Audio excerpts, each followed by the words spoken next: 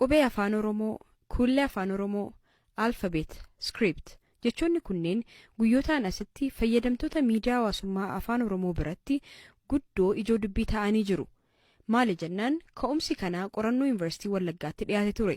Maxxansaalee qoodaman kanaan qorannoon dhiyaate kun yaada qubee afaan Oromoo bakka buusuuf kaayyeeffatedha jedhamuun akkaan qeeqni irratti dhiyaachaa ture.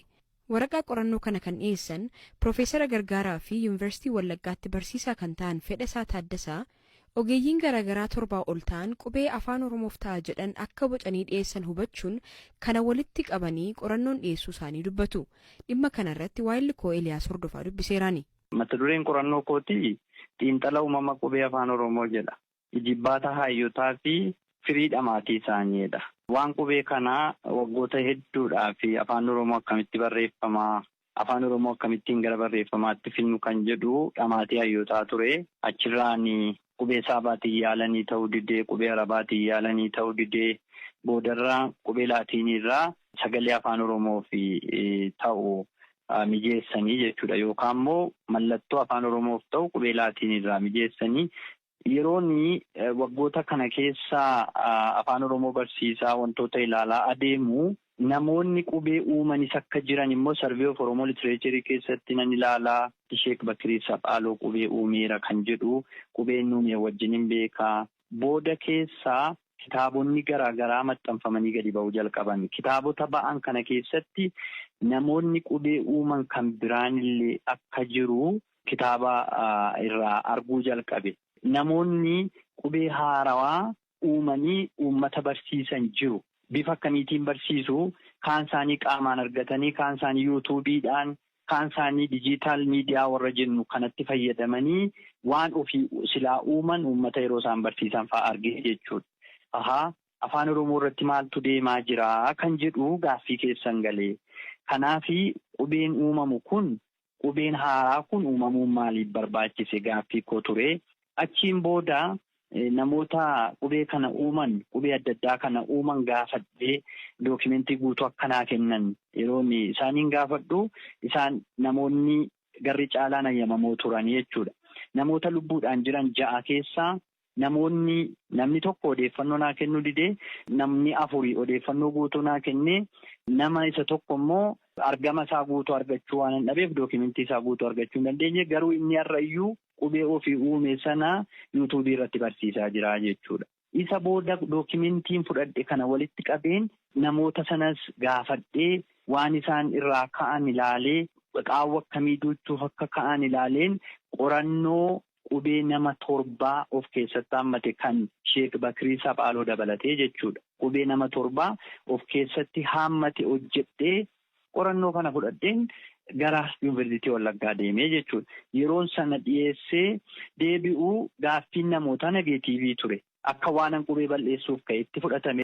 Erga wanti kun miidiyaa hawaasaa irratti deddeemuu eegaleen booda Yuunivarsiitiin Wallaggaa karaa fuula Feesbuukii isaatiin ibsa wayii baaseera argiteetta yoo ta'e isaan wajjin hubannoo akkamii qabda turte?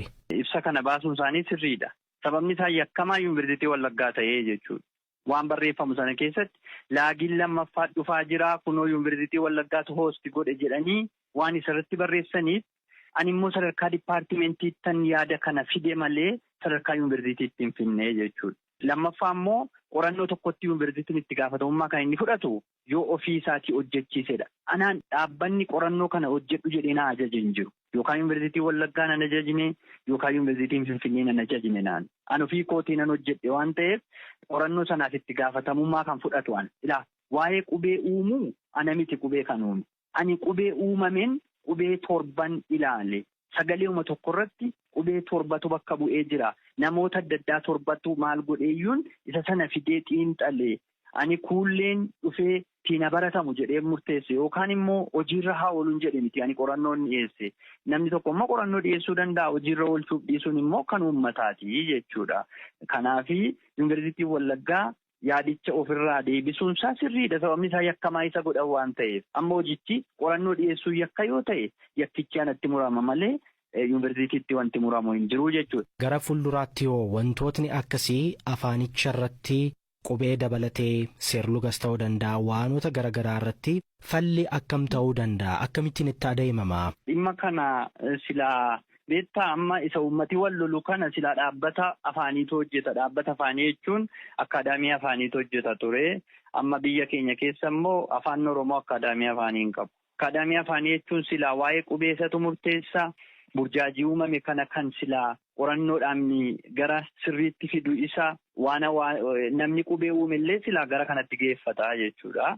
Amma immoo erga kana dhabne yuunivarsiitiitti geessine jennaan yuunivarsiitii keessattuu waan akkasii haasa'uun dhorkaa akka ta'etti kunoo warri feesbuukiidhaa dubbatu. Kanaafi ani akkaadaamiin afaan Oromoo osoo dhaabbate silaa qorannoo abbaan barbaade dhaqee galchate akkaadaamiin afaanii immoo ogummaadhaan ilaala. Malee waa'ee rakkinaa kana waggaa 50 irraas rakkinuma afaanii haasofna. Kana waggaa baay'eefan irratti dubbadhee jechuudha. Yoo qorannoon dhufe qorannoodhaan kuffisuudha malee pirsenaalii namatti deemuun sirrii miti. Nama arrabsuun sirrii miti. Kanaaf hayyoota yuunivarsiitii irraa kun hin barbaadamu. Maaltu hojjetame mee jedhanii na gaafachuun hin danda'amu. Baay'ee isaanii abbaanaaf ta'u. Baay'een isaanii anaa fi barsiisota kooti. Na waamanii mee gurbaa maal hojjette fidi. Kun sirrii miti. Kana daqiiqaa hin ta'u jedhanii natti dheekkamuu danda'u bara. Ani qorannoodha kan hin hojjedhe. Ogummaadhaan hin hojjedhe. Seera qorannoo keessa dabarsee hin hojjedhe.